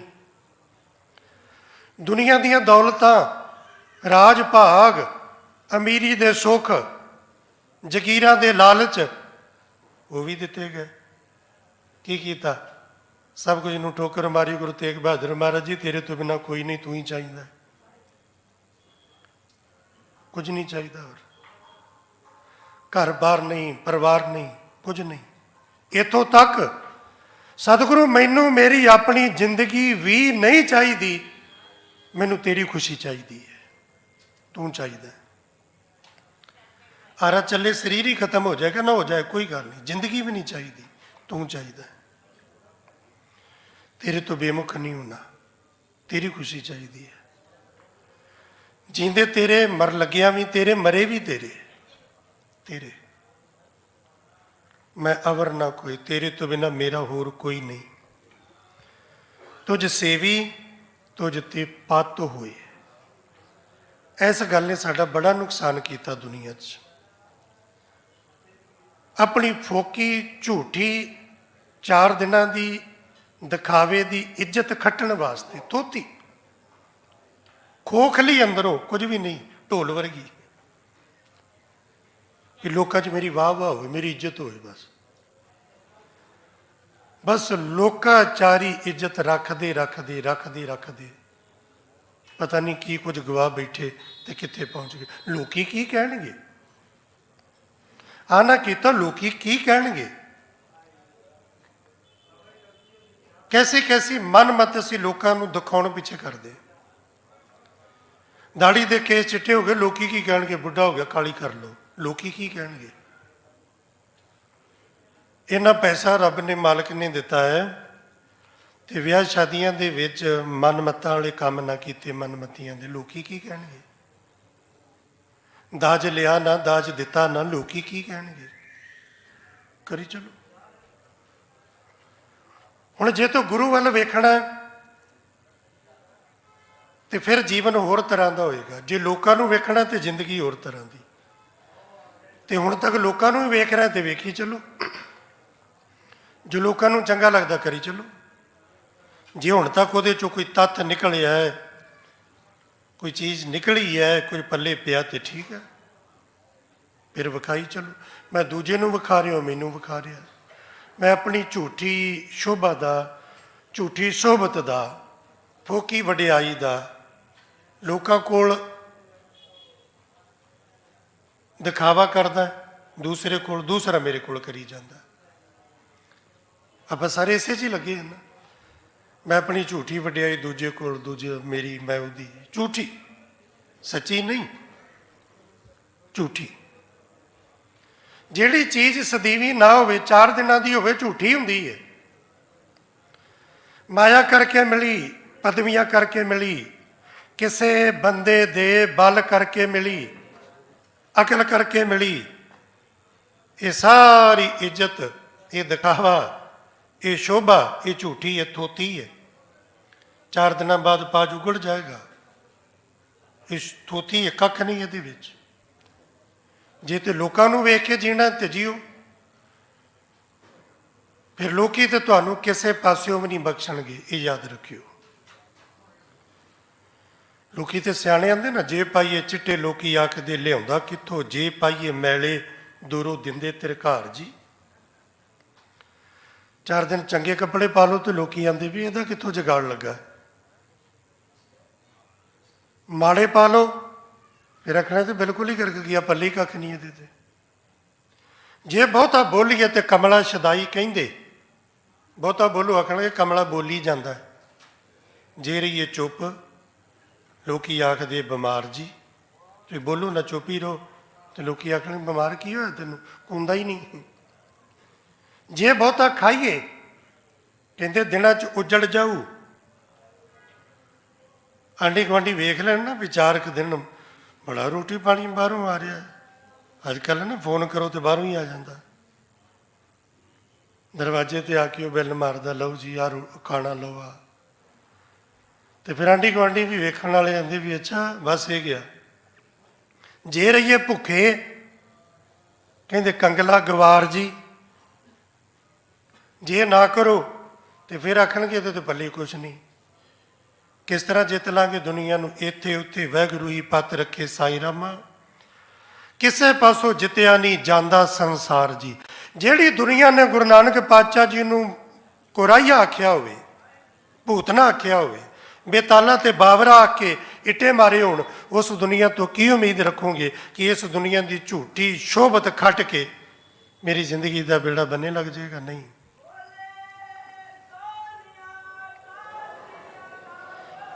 ਜੇ ਦੁਨੀਆ ਵੱਲ ਵੇਖ ਕੇ ਚੱਲਣਾ ਹੈ ਤੇ ਫਿਰ ਆਈ ਕੁਝ ਹੈ, ਜੇ ਗੁਰੂ ਵੱਲ ਵੇਖ ਕੇ ਚੱਲਣਾ ਤੇ ਫਿਰ ਇਹ ਹੈ, ਕੋਈ ਭਲਾ ਕਹੋ ਭਾਵੇਂ ਬੁਰਾ ਕਹੋ, ਹੋ ਤਨ ਦਿਓ ਹੈ ਢਾਰ।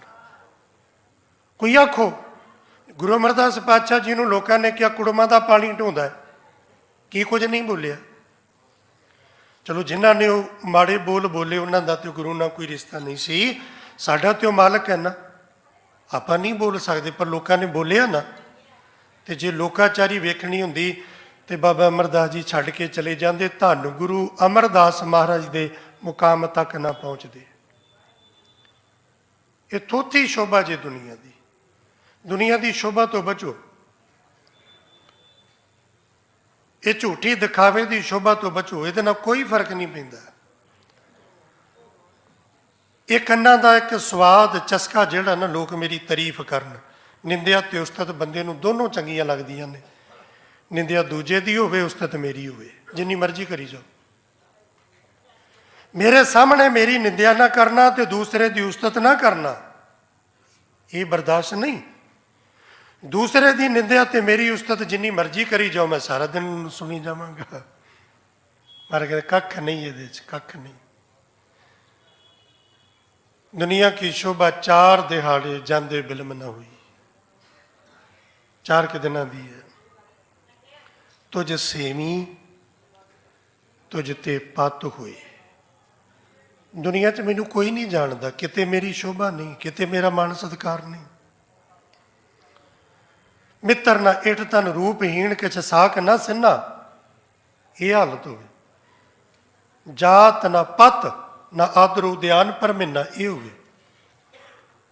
ਪਰ ਜਿਹੜਾ ਮੇਰੇ ਮਾਲਕ ਨਾਲ ਜੁੜ ਗਿਆ ਨਾ, ਗੁਰੂ ਨਾਲ ਜੁੜ ਗਿਆ, ਗੁਰੂ ਦੀ ਮੱਤ ਲੈ ਲਈ, ਗੁਰੂ ਗੁਰੂ ਕਰ ਲੱਗ ਗਿਆ, ਗੁਰੂ ਨਾਲ ਸਾਂਝ ਪਾ ਲਈ ਜਿਹਨੇ, ਤੁਝ ਤੇ ਪਤ ਹੋਏ, ਉਹਨੂੰ ਸੱਚੀ ਸ਼ੋਭਾ ਮਿਲ ਗਈ, ਇੱਜ਼ਤ ਮਿਲ ਗਈ।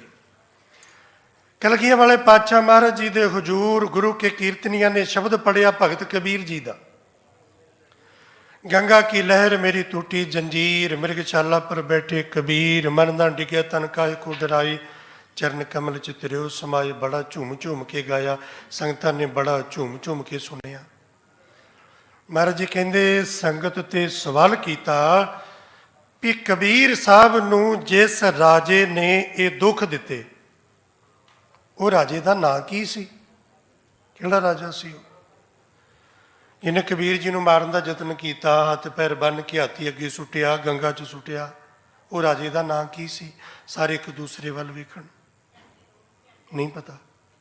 ਮਰ ਕਹਿੰਦੇ ਨਹੀਂ ਪਤਾ, ਨਹੀਂ ਪਤਾ। ਉਹਦਾ ਨਾਂ ਸਿਕੰਦਰ ਲੋਧੀ ਸੀ। ਬਾਰੇ ਕਹਿੰਦੇ ਵੀ ਕਬੀਰ ਕੀ ਸੀ? ਘਰ 'ਚ ਖਾਣ ਨੂੰ ਰੋਟੀ ਵੀ ਨਹੀਂ ਨਾ। ਮਾਂ ਵੀ ਨਿਆਣਿਆਂ ਵੱਲ ਵੇਖ ਕੇ ਰੋਂਦੀ ਹੈ, ਕਬੀਰ ਦੇ ਬੱਚਿਆਂ ਵੱਲ ਮੁੱਸ ਮੁੱਸ ਰੋਵੇ ਕਬੀਰ ਕੀ ਮਾਈ, ਇਹ ਬਾਰਕ ਕੈਸੇ ਜੀਵੇ ਰਗਰਾਈ, ਇਹ ਹਾਲਤ।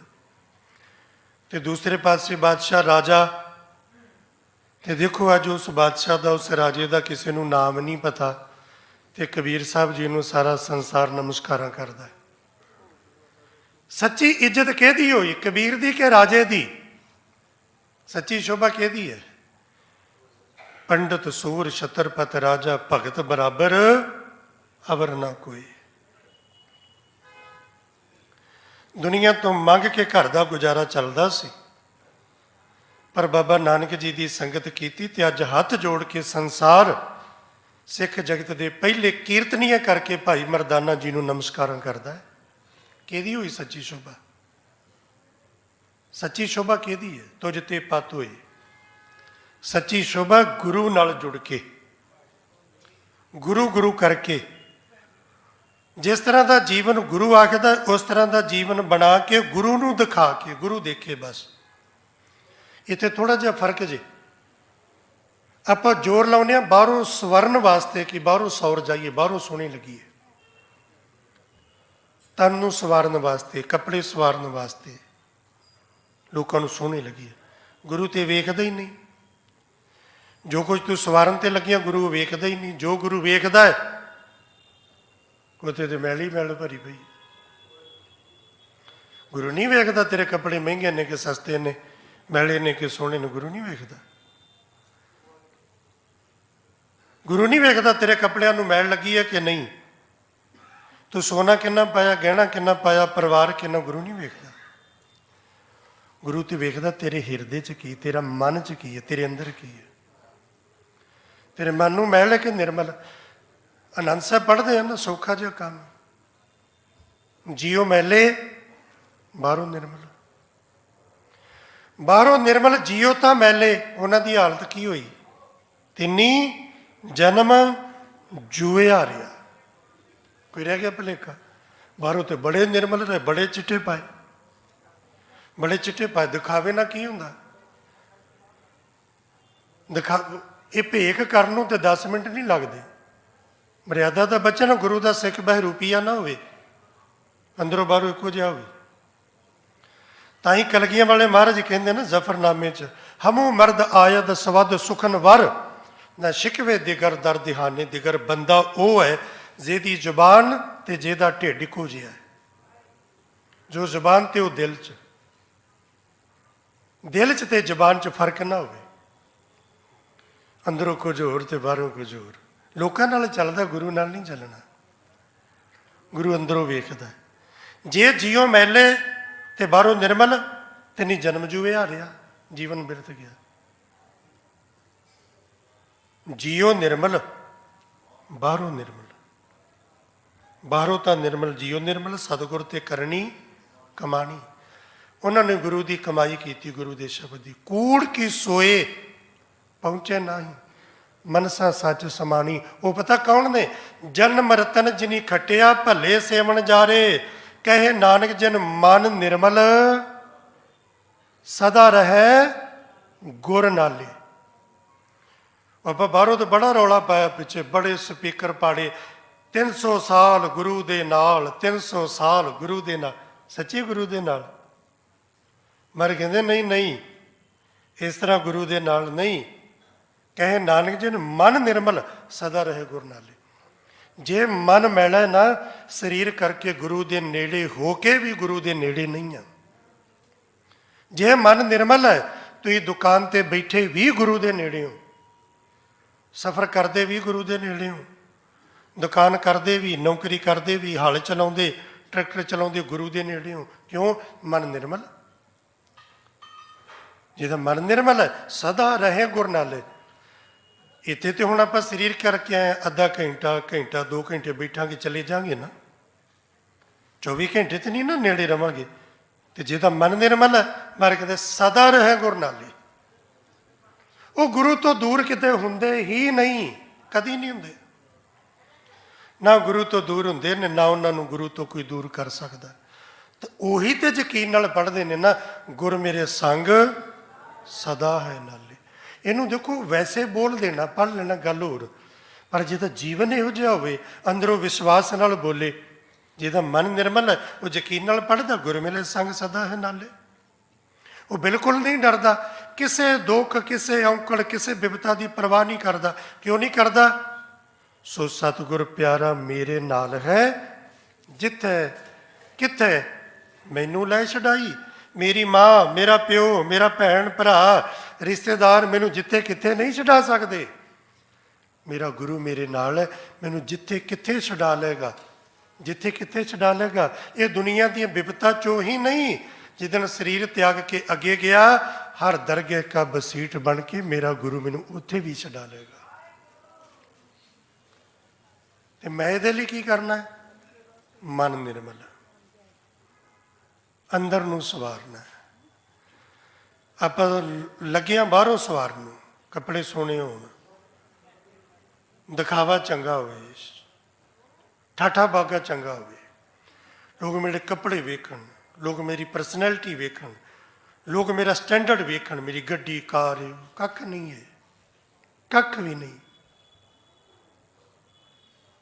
ਸਿਮਰਤ ਵੇਦ ਪੁਰਾਣ ਪੁਕਾਰਨ ਪੋਥੀਆਂ, ਨਾਮ ਬਿਨਾ ਸਭ ਕੂੜ ਗਾਲੀ ਹੋਛੀਆਂ।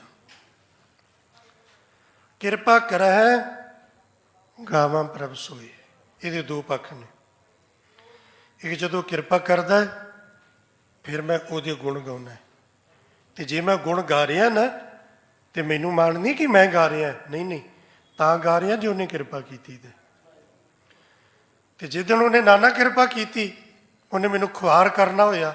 ਜਿਸ ਨੂੰ ਆਪ ਖੁਆਏ ਕਰਤਾ, ਖੁਸ ਲੈ ਚੰਗਿਆਈ। ਉਹਨੇ ਚੰਗਿਆਈ ਖੋਹ ਲਈ ਨਾ, ਖੁਆਰ ਕਰ ਦੇਗਾ ਮਿੰਟ 'ਚ। ਮੈਂ ਨਹੀਂ ਗਾ ਰਿਹਾ। ਜੇ ਮੈਂ ਗਾ ਰਿਹਾ, ਉਹਦੀ ਕਿਰਪਾ ਨਾਲ ਗਾ ਰਿਹਾ। ਉਹਦੀ ਕਿਰਪਾ ਹੋਈ ਤੇ ਗਾ ਰਿਹਾ। ਜੇ ਗਾ ਰਿਹਾ ਤੇ ਉਹਦੀ ਕਿਰਪਾ ਨਾਲ ਗਾ ਰਿਹਾ। ਇਸੇ ਲਈ ਅਰਦਾਸ, ਵਾਰ-ਵਾਰ ਅਰਦਾਸ, ਵਾਰ-ਵਾਰ, ਸਤਿਗੁਰੂ ਤੂੰ ਕਿਰਪਾ ਕੀਤੀ, ਤੇਰੇ ਕਰਕੇ।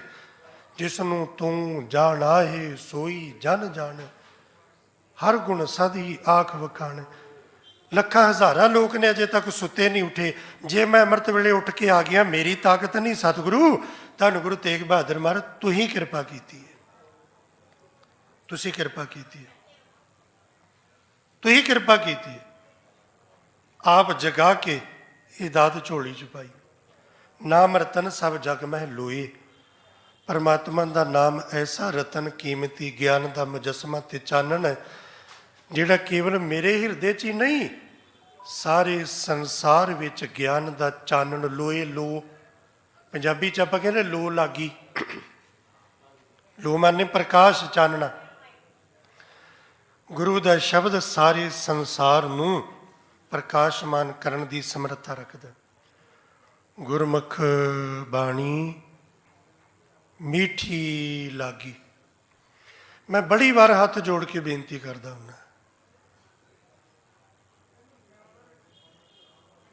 ਤੁਹਾਡਾ ਜੀਵਨ ਕਿਹੋ ਜਿਹਾ ਹੈ ਕਿਸੇ ਨੂੰ ਨਾ ਪੁੱਛੋ, ਬੜਾ ਵੱਡਾ ਨੁਕਸਾਨ ਹੋ ਜਾਏਗਾ ਤੁਹਾਡਾ।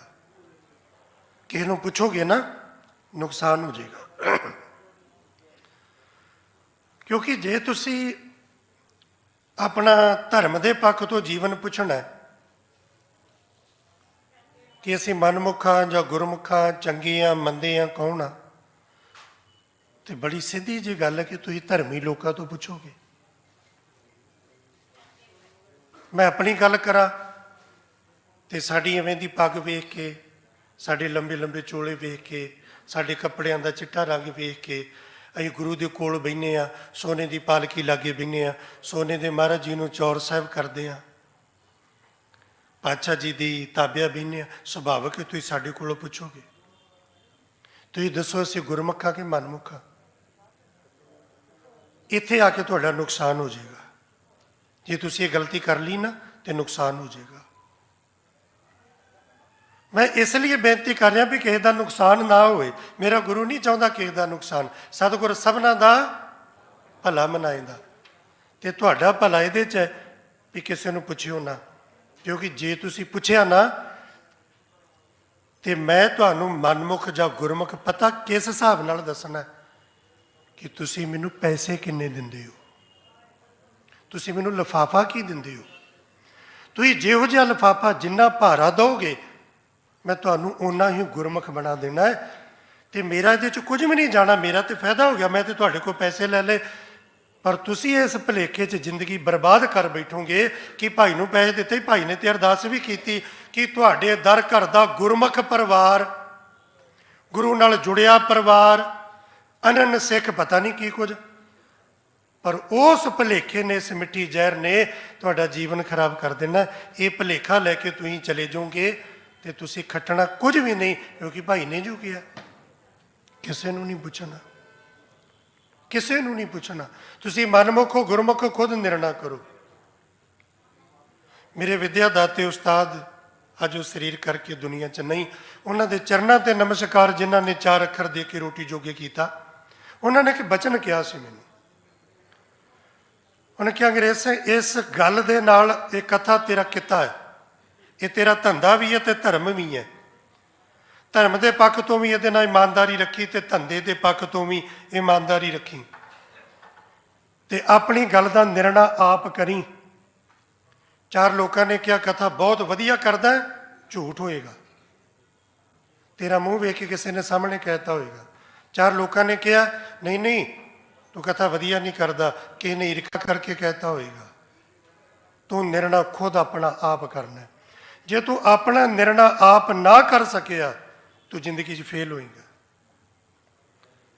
ਔਰ ਮੈਨੂੰ ਉਦੋਂ ਇਹ ਗੱਲ ਸਮਝ ਨਾ ਆਈ ਜੀਵਨ ਦਾ ਕਿ ਜਿਵੇਂ ਜਿਵੇਂ ਤਜਰਬਾ ਹੋਇਆ, ਤੇ ਹੁਣ ਜਦੋਂ ਇਹ ਗੱਲ ਯਾਦ ਆਉਂਦੀ ਨਮਸਕਾਰ ਕਰੀਦੀ। ਕੈਸਾ ਕੀਮਤੀ ਬਚਨ ਉਹਨਾਂ ਕਿਹਾ। ਨਿਰਣਾ ਆਪ ਕਰੋ, ਆਪਣੀ ਗੱਲ ਦਾ ਨਿਰਣਾ ਆਪ ਕਰੋ, ਆਪਣਾ ਜੀਵਨ ਆਪ, ਆਪਣਾ ਸੀਸਾ ਆਪ ਵੇਖੋ। ਜਿਵੇਂ ਆਪਣਾ ਚਿਹਰਾ ਆਪ ਵੇਖਣ ਲਈ ਸੀਸੇ ਅੱਗੇ ਖਲੋਨੇ ਆ। ਮਨ ਕਿਹੋ ਜਿਹਾ, ਦਿਲ ਕਿਹੋ ਜਿਹਾ, ਅੰਦਰ ਕਿਹੋ ਜਿਹਾ, ਕਿਸੇ ਨੂੰ ਪੁੱਛਣ ਦੱਸਣ ਦੀ ਲੋੜ ਨਹੀਂ। ਆ ਪੰਕਤੀ ਵਿਚਾਰ ਲਿਓ, ਗੁਰਮੁਖ ਬਾਣੀ ਮਿੱਠੀ ਲਾਗੀ।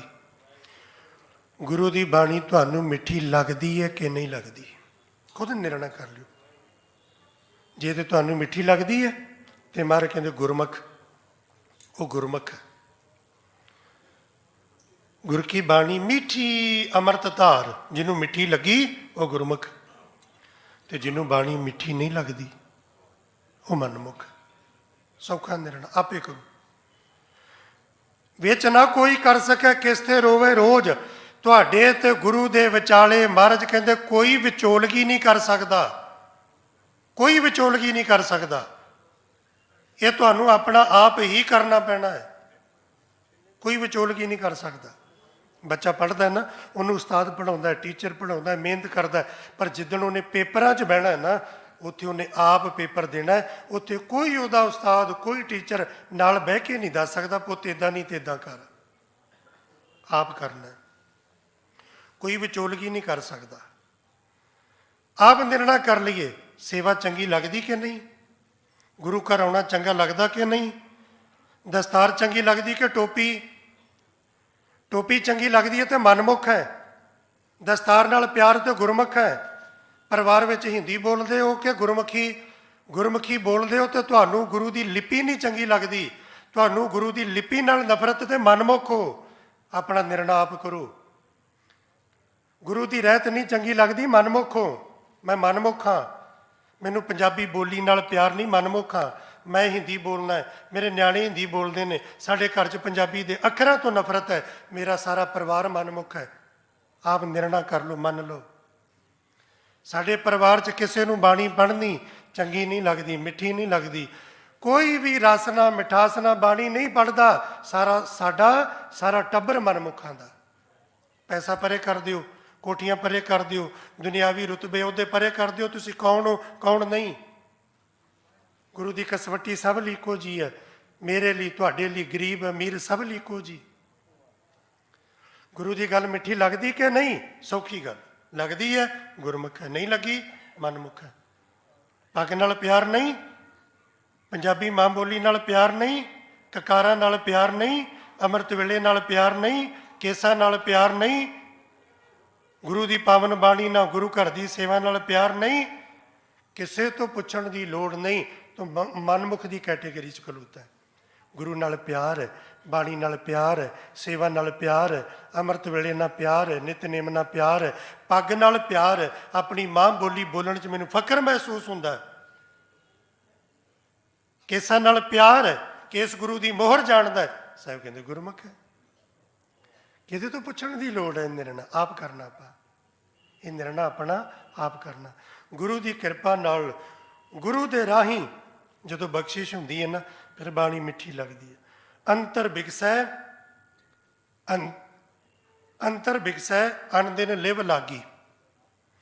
ਜਦੋਂ ਉਹਦੀ ਲਿਵ ਲੱਗ ਜਾਂਦੀ ਹੈ ਨਾ, ਸੁਰਤ ਬਾਣੀ ਨਾਲ ਜੁੜ ਜਾਂਦੀ ਹੈ, ਉਹਦੇ ਅੰਦਰ ਖੇੜਾ ਆ ਜਾਂਦਾ। ਖੇੜਾ ਜਿਹਨੂੰ ਆਪਾਂ ਕਿ ਸ਼ਬਦ ਵਰਤਦੇ ਹਾਂ ਪਰ ਅਜੇ ਝੂਠਾ ਵਰਤਦੇ ਹਾਂ, ਝੂਠ ਹੈ ਉਹਦੇ।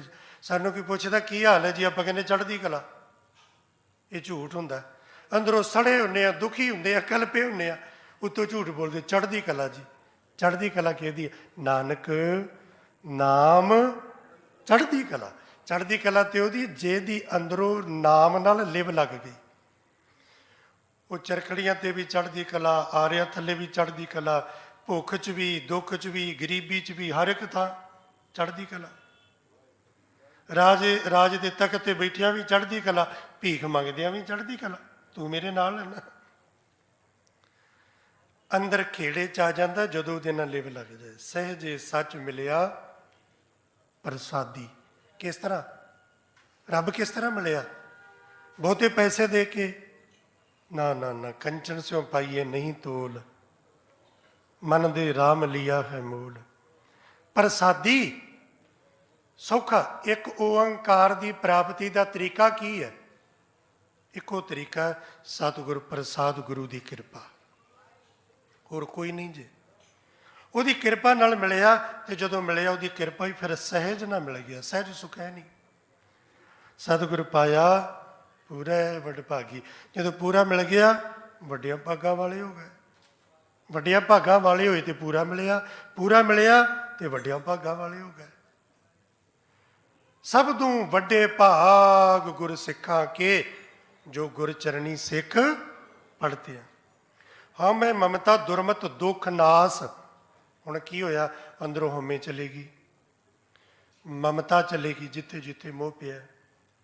ਦੁਰਮਤ ਭੈੜੀ ਮੱਤ ਚਲੇਗੀ, ਕਿਉਂਕਿ ਭੈੜੀ ਮੱਤ ਦਾ ਤੇ ਕੋਈ ਵਜੂਦ ਹੈ ਹੀ ਨਹੀਂ ਸੀ। ਗੁਰਮਤ ਦੀ ਅਣਹੋਂਦ ਹੀ ਦੁਰਮਤ ਹੈ। ਦੁਰਮਤ ਕੁਝ ਵੀ ਨਹੀਂ ਹੈ। ਹੋਰ ਗੁਰਮਤ ਦੀ ਅਣਹੋਂਦ ਹੀ ਦੁਰਮਤ ਹੈ। ਹਨੇਰਾ ਆਪਾਂ ਕਹਿੰਦੇ ਨਾ, ਹਨੇਰਾ ਕੁਝ ਵੀ ਨਹੀਂ ਹੈ। ਹਨੇਰਾ ਨਹੀਂ ਹੈ। ਚਾਨਣੇ ਦਾ ਨਾ ਹੋਣਾ ਹੀ ਹਨੇਰਾ ਹੈ, ਪ੍ਰਕਾਸ਼ ਦਾ ਨਾ ਹੋਣਾ ਹੀ ਹਨੇਰਾ ਹੈ, ਪ੍ਰਕਾਸ਼ ਦੀ ਅਣਹੋਂਦ ਹੀ ਹਨੇਰਾ ਹੈ। ਕਿਸੇ ਨੇ ਆਖਿਆ ਇੱਥੇ ਹਨੇਰਾ ਹੈ, ਮੈਂ ਟਾਰਚ ਜਗਾਈ, ਆਖਿਆ ਦੱਸੀ ਕਿੱਥੇ ਆ, ਟਾਰਚ ਜਗਾਈ ਦੱਸ ਕਿੱਥੇ ਆ, ਹੁਣ ਟਾਰਚ ਜਗੀ ਤੇ ਕਿਤੇ ਵੀ ਨਹੀਂ, ਹਨੇਰਾ ਤੇ ਹੈ ਹੀ ਨਹੀਂ, ਸਿਰਫ ਪ੍ਰਕਾਸ਼ ਨਹੀਂ ਸੀ। ਆਹ ਕਹੋ ਵੀ ਪ੍ਰਕਾਸ਼ ਨਹੀਂ ਸੀ, ਪ੍ਰਕਾਸ਼ ਦੀ ਅਣਹੋਂਦ ਹੀ ਹਨੇਰਾ ਹੈ। ਗਿਆਨ ਦੀ ਅਣਹੋਂਦ ਹੀ ਅਗਿਆਨਤਾ ਹੈ, ਗੁਰਮਤ ਦੀ ਅਣਹੋਂਦ ਹੀ ਦੁਰਮਤ ਹੈ। ਔਰ ਜਿੱਦਣ ਗੁਰਮਤ ਆ ਗਈ, ਦੁਰਮਤ ਰਹੀ ਨਾ, ਦੁਰਮਤ ਦਾ ਨਾਸ ਹੋ ਗਿਆ। ਦੁੱਖਾਂ ਦਾ, ਦੁਰਮਤ ਦਾ, ਹਉਮੈ ਦਾ, ਮਮਤਾ ਨਾਸ ਹੋ ਗਈ ਜਬ ਹਿਰਦੇ ਰਾਮ ਨਾਮ ਗੁਣਤਾਸ। ਜਦੋਂ ਗੁਣਾਂ ਦਾ ਖਜ਼ਾਨਾ ਰੱਬ ਦਾ ਨਾਮ ਹਿਰਦੇ ਦਾ ਸ਼ਿੰਗਾਰ ਬਣ ਗਿਆ, ਰੱਬ ਦਾ ਨਾਮ ਹਿਰਦੇ ਰੂਪੀ ਸੇਜਾ ਤੇ ਟਿਕ ਗਿਆ। ਗੁਰਮੁਖ ਬੁੱਧ ਪ੍ਰਗਟੀ ਪ੍ਰਭ ਜਾਸ। ਇਹ ਬਖਸ਼ਿਸ਼ ਉਹਨੂੰ ਪ੍ਰਾਪਤ ਹੋਈ, ਗੁਰੂ ਨੇ ਜਿਹਦੀ ਅਕਲ ਵਿੱਚ, ਜਿਹਦੀ ਬੁੱਧ ਵਿੱਚ ਇਹ ਗਿਆਨ ਦਾ ਚਾਨਣ ਕਰ ਦਿੱਤਾ। ਜਬ ਹਿਰਦੇ ਰਵਿਆ ਚਰਨ ਨਿਵਾਸ, ਹਿਰਦੇ ਵਿੱਚ ਵਾਹਿਗੁਰੂ ਦੇ ਚਰਨਾਂ ਦਾ ਨਿਵਾਸ ਹੋਇਆ। ਚਰਨਾਂ ਦਾ ਨਿਵਾਸ ਭਾਵ ਗੁਰੂ ਦੇ ਸ਼ਬਦ ਦਾ, ਉਹਦੀ ਯਾਦ ਦਾ ਹਿਰਦੇ 'ਚ ਨਿਵਾਸ ਹੋ ਗਿਆ। ਜਿਸ ਨਾਮ ਦੇ ਸੋਈ ਜਨ ਪਾਏ। ਇਹ ਅਮੋਲਕ ਦਾਤ ਪਰਮੇਸ਼ਰ ਦੀ ਪ੍ਰਾਪਤੀ ਦੀ ਕਿਹਨੂੰ ਪ੍ਰਾਪਤ ਹੋ ਗਈ? ਜਿਹਨੂੰ ਮੇਰੇ ਗੁਰੂ ਨੇ ਪਰਮੇਸ਼ਰ ਦਾ ਨਾਮ ਦਿੱਤਾ, ਜਿਹਨੂੰ ਗੁਰੂ ਨੇ ਦਿੱਤਾ ਉਹਨੂੰ ਮਿਲਿਆ। ਤਾਂ ਹੀ ਤੇ ਅਰਦਾਸ ਹੈ ਨਾ, ਗੁਰਾ ਇੱਕ ਦੇ ਬੁਝਾਈ, ਸਭਨਾ ਜੀਆਂ ਕਾ ਇੱਕ ਦਾਤਾ, ਸੋ ਮੈਂ ਵਿਸਰ ਨਾ ਜਾਈ। ਇਹਦੇ ਨਾਲੋਂ ਚੰਗੀ ਹੋਰ ਕੋਈ ਅਰਦਾਸ ਨਹੀਂ ਹੋ ਸਕਦੀ। ਜਿਹੜੀ ਆਪਾਂ ਹੋਰ ਕਰਦੇ ਕਰਾਉਂਦੇ ਨਾ ਰੱਟੇ ਪਿੱਟੇ ਪੁਰਾਣੇ, ਉਹ ਕੁਝ ਵੀ ਨਹੀਂ। ਸਭ ਤੋਂ ਉੱਤਮ ਅਰਦਾਸ ਆ ਇਹ ਜੋ ਗੁਰੂ ਨੇ ਸਾਨੂੰ ਦਿੱਤੀ। ਜਿਸ ਨਾਮ ਦੇ ਸੋਈ ਜਨ ਪਾਏ, ਜਿਹਨੂੰ ਗੁਰੂ ਨੇ ਨਾਮ ਦੀ ਦਾਤ ਦਿੱਤੀ, ਉਹਨੂੰ ਪਰਮੇਸ਼ਰ ਦੀ ਪ੍ਰਾਪਤੀ ਹੋਈ। ਗੁਰਮੁਖ ਮੇਲੇ ਆਪ ਗਵਾਏ। ਜਦੋਂ ਉਹਦਾ ਮਿਲਾਪ ਹੋ ਗਿਆ, ਆਪਾ ਭਾਵ ਖਤਮ ਹੋ ਗਿਆ। ਆਪਾ ਭਾਵ ਖਤਮ ਹੋਇਆ ਤੇ ਗੁਰੂ ਦਾ ਮਿਲਾਪ ਹੋ ਗਿਆ। ਇਹ ਦੋਨੋਂ ਪੱਖ ਨਾਲ ਨਾਲ ਚੱਲਦੇ ਨੇ। ਹਿਰਦੇ ਸਾਚਾ ਨਾਮ ਵਸਾਏ। ਹਿਰਦਾ ਹੋ ਗਿਆ ਨਿਰਮਲ, ਸ਼ੁੱਧ, ਪਾਕ, ਪਵਿੱਤਰ। ਤੇ ਪਰਮਾਤਮਾ ਨੂੰ ਕੀ ਚਾਹੀਦਾ? ਉਹਨੂੰ ਤੇ ਪਵਿੱਤਰ ਹਿਰਦਾ ਚਾਹੀਦਾ। ਬਾਬਾ ਲਹਿਣਾ ਜੀ ਨੇ ਗੁਰੂ ਨਾਨਕ ਮਹਾਰਾਜ ਜੀ ਨੂੰ ਬੇਨਤੀ ਕੀਤੀ, ਬਾਬਾ ਆਪਣੇ ਘਰ ਰਹਿਣ ਲਈ ਥਾਂ ਦੇ ਦੇ। ਤੇ ਗੁਰੂ ਨਾਨਕ ਮਹਾਰਾਜ ਜੀ ਨੇ ਆਖਿਆ, ਆ ਜਾ, ਪਰ ਯਾਦ ਰੱਖੀ ਅੱਜ ਤੈਨੂੰ ਆਪਣੇ ਘਰ ਰਹਿਣ ਨੂੰ ਥਾਂ ਦੇਣਾ ਹੈ। ਜਿਸ ਦਿਨ ਮੈਨੂੰ ਰਹਿਣ ਵਾਸਤੇ ਥਾਂ ਚਾਹੀਦਾ ਹੋਇਆ ਤੇ ਉਸ ਦਿਨ ਮੈਨੂੰ ਤੂੰ ਆਪਣੇ ਘਰ ਵਿੱਚ ਥਾਂ ਦੇਈ। ਭਾਵ ਕੀ ਸੀ? ਹਿਰਦਾ ਇਹੋ ਜਿਹਾ ਕਰ ਲਈ ਮੇਰੇ ਘਰ ਵਿੱਚ ਰਹਿ ਕੇ ਕਿ ਤੇਰੇ ਹਿਰਦੇ ਵਿੱਚ ਮੈਂ ਟਿਕ ਸਕਾਂ। ਹਿਰਦੇ ਸਾਚਾ ਨਾਮ ਵਸਾਈ। ਸੱਚਾ ਨਾਮ ਜਦੋਂ ਹਿਰਦੇ 'ਚ ਵਸ ਗਿਆ, ਨਾਨਕ ਸਹਿਜੇ ਸਾਚ ਸਮਾਏ। ਸੁਖੈ ਨ ਸੁਤੇ ਸਿਧ ਹੀ। ਇਹ ਬੂੰਦ ਫਿਰ ਸਾਗਰ ਵਿੱਚ, ਸਮੁੰਦਰ 'ਚ ਸਮਾ ਜਾਂਦੀ ਹੈ। ਇਹ ਜੀਵਨ ਪਰਮ ਜੀਵਨ ਵਿੱਚ ਮਿਲ ਜਾਂਦਾ ਹੈ। ਇਹ ਆਤਮਾ ਪਰਮ ਆਤਮਾ ਦੇ ਨਾਲ ਮਿਲ ਜਾਂਦੀ ਹੈ ਤੇ ਜੀਵਨ ਦੇ ਤਮਾਮ ਦੁੱਖ ਗੁਰੂ ਕੱਟ ਕੇ ਜੀਵਨ ਨੂੰ ਸਹਿਜ ਵਿੱਚ, ਪਿਆਰ ਵਿੱਚ, ਗੁਰੂ ਦੀ ਮੱਤ ਅਨੁਸਾਰ ਸਾਰੇ ਰਸਤੇ ਸੁਖਾਲੇ ਕਰਕੇ ਸਤਿਗੁਰੂ ਪਾਤਸ਼ਾਹ ਜੀਵਨ ਦਾ ਰਸਤਾ ਇੰਨਾ ਸੌਖਾ ਕਰ ਦਿੰਦਾ ਕਿ ਹਰ ਇੱਕ ਥਾਂ ਤੇ ਗੁਰੂ ਨਾਲ ਆਪ ਅੰਗ ਸੰਗ ਸਹਾਈ ਹੋ ਕੇ ਗੁਰੂ ਲਾਜ ਰੱਖਦਾ। ਪਰ ਸਿੱਖ ਆਪਣੇ ਜੀਵਨ ਨੂੰ ਸਵਾਰੇ, ਆਪ ਸਵਾਰੇ। ਮੈਂ ਮਿਲਿਆ ਸੁਖ ਹੋਏ, ਫਰੀਦਾ ਜੇ ਤੂੰ ਮੇਰਾ ਹੋਏ ਰਹੇ, ਸਭ ਜਗ ਤੇਰਾ ਹੋਏ। ਭੁੱਲਾਂ ਦੀ ਖਿਮਾ ਜੀ। ਵਾਹਿਗੁਰੂ ਜੀ ਕਾ ਖਾਲਸਾ, ਵਾਹਿਗੁਰੂ ਜੀ ਕੀ ਫਤਿਹ।